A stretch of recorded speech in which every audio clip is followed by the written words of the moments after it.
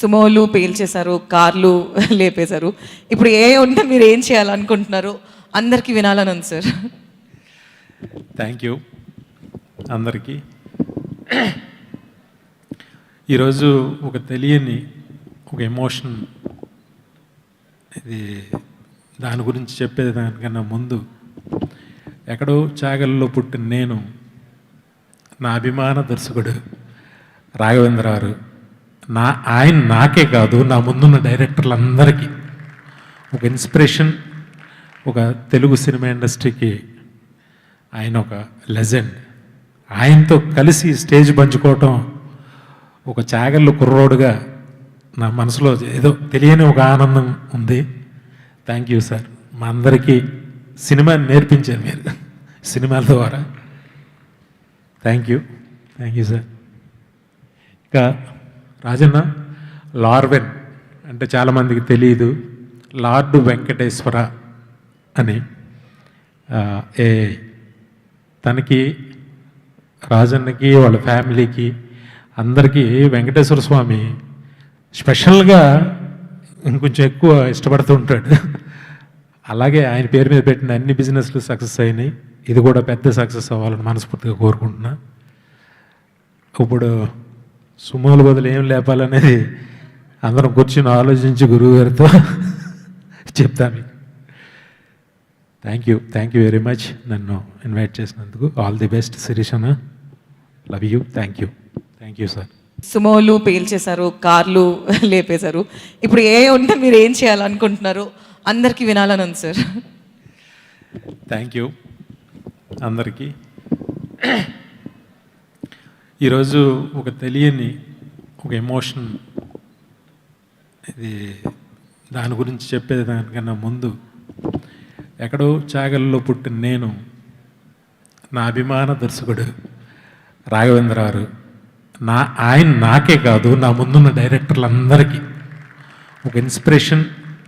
ఒక తెలుగు సినిమా ఇండస్ట్రీకి ఆయన ఒక లెజెండ్. ఆయనతో కలిసి స్టేజ్ పంచుకోవటం ఒక చాగళ్ళు కుర్రోడుగా నా మనసులో ఏదో తెలియని ఒక ఆనందం ఉంది. Thank you sir. మా అందరికీ సినిమాని నేర్పించారు మీరు సినిమాల ద్వారా. Thank you sir. ఇంకా రాజన్న, లార్వెన్ అంటే చాలామందికి తెలియదు, లార్డు వెంకటేశ్వర అని.